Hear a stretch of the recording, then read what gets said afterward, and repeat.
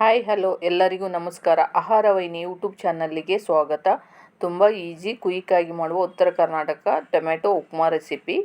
ಒಂದು ಕಡಾಯಿಯನ್ನು ಇಟ್ಕೊಳ್ಳಿ, ಅದಕ್ಕೆ ಒಂದು 5-6 ಟೇಬಲ್ ಸ್ಪೂನ್ ಎಣ್ಣೆಯನ್ನು ಹಾಕ್ಕೊಳ್ಳಿ. ಸ್ವಲ್ಪ ಸಾಸಿವೆ, 1/4 ಟೇಬಲ್ ಸ್ಪೂನ್ ಸಾಸಿವೆ ಹಾಕಿ ಅದು ಚಟ್ಪಟ್ ಅನ್ನುವಾಗ 2 ಟೇಬಲ್ ಸ್ಪೂನ್ ಕಡಲೆಬೇಳೆ ಹಾಕ್ಕೊಳ್ಳಿ. ನಿಮಗೆ ಬೇಕಂದರೆ ಗೋಡಂಬಿ ಕೂಡ ಯೂಸ್ ಮಾಡ್ಕೋಬೋದು. ಕಡಲೆಬೇಳೆ ಗೋಲ್ಡನ್ ಬ್ರೌನ್ ಬಂದಮೇಲೆ ಹಸಿಮೆಣಸಿಕಾಯಿ 4 ಹಸಿಮೆಣಸಿಕಾಯಿ ಕಟ್ ಮಾಡಿ ಹಾಕಿ, ಕರಿಬೇವಿನ ಸೊಪ್ಪನ್ನು ಹಾಕಿ ಸ್ವಲ್ಪ ಹಾಗೆ ಫ್ರೈ ಮಾಡಿ. ಆಮೇಲೆ ಈರುಳ್ಳಿ ದೊಡ್ಡ ಈರುಳ್ಳಿಯನ್ನು ಕಟ್ ಮಾಡಿ ಹಾಕಿ ಸಣ್ಣ ನೈಸಾಗಿ ಕಟ್ ಮಾಡಿರಬೇಕು, ಅಂದ್ರೆ ಉಪ್ಮಾಗೆ ಚೆನ್ನಾಗಿ ಆಗುತ್ತೆ. ಉಪ್ಪಿಟ್ಟಿಗೆ ಸ್ವಲ್ಪ ಕಂದು ಬಣ್ಣ ಬರುವ ತನಕ ಫ್ರೈ ಮಾಡಿ, ಜಾಸ್ತಿ ಕಂದು ಬಣ್ಣ ಬರೋಕ್ಕೆ ಬಿಡಬೇಡಿ.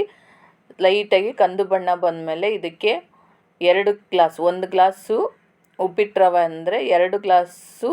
ನಿಮ್ಗೆ ಬೇಕಂದರೆ ಸ್ವಲ್ಪ ಮೆತ್ತಗೆ ಬೇಕಂದರೆ ಅರ್ಧ ಕಪ್ ಹಾಕ್ಕೊಳ್ಳಿ, ಇಲ್ಲಾಂದ್ರೆ 1/4 ಕಪ್ ಹಾಕ್ಕೊಳ್ಳಿ. 2.5 ಕಪ್ಪಿನಷ್ಟು ನೀರನ್ನು ಹಾಕ್ಕೊಳ್ಳಿ. ನೋಡಿ 2.5 ಕಪ್ಪು. ನಿಮಗೆ ಬೇಕು ಉದುರು ಬೇಕಂದರೆ 2.25 ಹಾಕ್ಕೊಳ್ರಿ.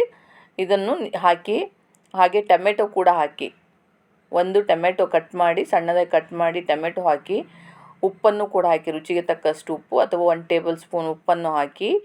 ಈ ದೊಡ್ಡ ಬಟ್ಲ ರವೆ ಉಪ್ಮಾ ಅಂದರೆ 1 ಟೇಬಲ್ ಸ್ಪೂನ್ ಉಪ್ಪು ಬೇಕಾಗುತ್ತೆ. ಇದಕ್ಕೆ ಕೊತ್ತಂಬರಿ ಸೊಪ್ಪನ್ನು ಕೂಡ ಹಾಕಿ ಸಣ್ಣದಾಗಿ ಕಟ್ ಮಾಡಿ ತೊಳೆದು ಇದನ್ನು ಮಿಕ್ಸ್ ಮಾಡಿ ಹಾಗೆ ಕುದಿಯಲು ಬಿಡಬೇಕು. ಸಪೋಸ್ ಉಪ್ಪು ಕಮ್ಮಿ ಆಗಿದೆ ಏನಂತ ನೋಡಿಕೊಂಡು ನಿಮ್ಗೆ ಬೇಕಂದರೆ ಇನ್ನೊಂದು ಸ್ವಲ್ಪ ಉಪ್ಪು ಹಾಕ್ಕೊಳ್ಳಿ. ಇದಕ್ಕೆ ಸ್ವಲ್ಪ ಸಕ್ಕರೆ ಹಾಕಿದರೆ ಚೆನ್ನಾಗಿರುತ್ತೆ, ನಿಮ್ಗೆ ಬೇಕಂದರೆ, ಅಥವಾ ಸ್ಕಿಪ್ ಕೂಡ ಮಾಡ್ಕೊಳ್ಳಿ. ಸ್ವಲ್ಪ ಜಾಸ್ತಿ ಹಾಕಕ್ಕೆ ಹೋಗಬೇಡಿ. ಇದು ಚೆನ್ನಾಗಿ ಕುದೀತಿರ್ಬೇಕು. ನೀರು ಕುದೀತಿರುವಾಗ ರವೆಯನ್ನು ಹಾಕಿ ಮಿಕ್ಸ್ ಮಾಡ್ತಾ ಇರಬೇಕು. ಕೈ ಬಿಡೋದು ಹಾಗೆ ಮಿಕ್ಸ್ ಮಾಡ್ತಾ ಇದ್ದರೆ ಗಂಟಾಗಲ್ಲ. ನೋಡಿ ಈ ಥರದಲ್ಲಿ ಮಿಕ್ಸ್ ಮಾಡ್ಕೊಳ್ಳಿ. ತುಂಬ ಕ್ವಿಕ್ ಹಾಗೂ ಈಸಿಯಾಗಿ ಉತ್ತರ ಕರ್ನಾಟಕದ ಟೊಮೆಟೊ ಉಪ್ಪಿಟ್ಟು ಕೇವಲ ಒಂದು 10 ನಿಮಿಷದೊಳಗೆ ಆಗುತ್ತೆ. ಉಪ್ಪಿಟ್ಟು ಅಂದರೆ ಈಸಿ ಆಗುತ್ತೆ. ಆಫೀಸ್ಗೆ ಹೋಗೋರಿಗೆ ಮಕ್ಕಳಿಗೆ ಕೂಡ ಈಸಿಯಾಗಿ ಮಾಡ್ಕೋಬೋದು. ಟೊಮೆಟೊ ಹಾಕೋದ್ರಿಂದ ತುಂಬಾ ಟೇಸ್ಟಿಯಾಗಿರುತ್ತೆ ಈ ಉಪ್ಪಿಟ್ಟು. ನೀವು ಒಂದು 2-3 ನಿಮಿಷ ಸಣ್ಣ ಉರಿಯಲ್ಲೇ ಬೇಯಿಸಿ, ಅಂದರೆ ರವೆ ಅಳ್ಳಬೇಕು, ಅಂದ್ರೆ ಉದುರಾಗಿ ಚೆನ್ನಾಗಿ ಬರುತ್ತೆ. ಮೆತ್ತಗೆ ಬೇಕಂದರೆ ನಾನು ಹೇಳಿದ್ನಲ್ಲ 2.5 ಕಪ್ ನೀರು ಹಾಕ್ಕೊಳ್ಳಿ. ಉದುರು ಬೇಕಂದರೆ 2.25 ಹಾಕ್ಕೊಂಡು ಈ ಥರದಲ್ಲೇ ಮಾಡ್ಕೊಳ್ಳಿ. ಉದುರಾಗಿ ಚೆನ್ನಾಗಿ ಬರುತ್ತೆ.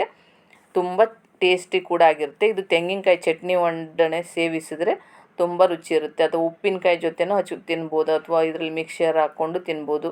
ತುಂಬ ಕ್ವಿಕ್ಕಾದ ಈ ರೆಸಿಪಿ ನೀವು ಒಂದ್ಸರಿ ಟ್ರೈ ಮಾಡಿ.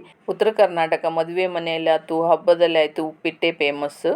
ಈಗ ಅದಕ್ಕೆ ಚಟ್ನಿ ಮಾಡೋದಕ್ಕೆ ಒಂದು ಅರ್ಧ ಕಪ್ಪು ತೆಂಗಿನಕಾಯಿ, 4 ಟೇಬಲ್ ಸ್ಪೂನ್ ಪುಟಾಣಿಯನ್ನು ಹಾಕಿ, ಸ್ವಲ್ಪ ಅಲ್ಲವನ್ನು ಹಾಕಿ, ಕೊತ್ತಂಬರಿ ಕರಿಬೇವನ್ನು ಕೂಡ ಹಾಕಿ, ಖಾರ ನಿಮಗೆ ಎಷ್ಟು ಬೇಕೋ ಅಷ್ಟು ಖಾರದ ಅನುಸಾರವಾಗಿ ಹಾಕ್ಕೊಳ್ಳಿ. ಖಾರ ಇದ್ರೇ ಚೆನ್ನಾಗಿರುತ್ತೆ. ಸ್ವಲ್ಪ ಜೀರಿಗೆ, ರುಚಿಗೆ ತಕ್ಕಷ್ಟು ಉಪ್ಪನ್ನು ಹಾಕ್ಕೊಂಡು ಇದು ನೈಸಾಗಿ ರುಬ್ಕೊಳ್ಳಿ. ನೀವು ನೀರಿನ ಅಂಶ ಇದ್ರೇ ಚಟ್ನಿ ಉಪ್ಪಿಟ್ಟಿಗೆ ಚೆನ್ನಾಗಿರುತ್ತೆ. ನೋಡಿ ಈ ಥರದಲ್ಲಿ ಮಿಕ್ಸ್ ಮಾಡಿಕೊಂಡು ಒಂದು ಒಗ್ಗರಣೆ ಕೊಟ್ಟರೆ ಈ ತೆಂಗಿನಕಾಯಿ ಚಟ್ನಿ ಕೂಡ ರೆಡಿ ಆಗುತ್ತೆ. ಉಪ್ಪಿಟ್ಟಿಗೆ ಈ ಚಟ್ನಿ ಕಾಂಬಿನೇಷನ್ ಚೆನ್ನಾಗಿರುತ್ತೆ. ಟ್ರೈ ಮಾಡಿ.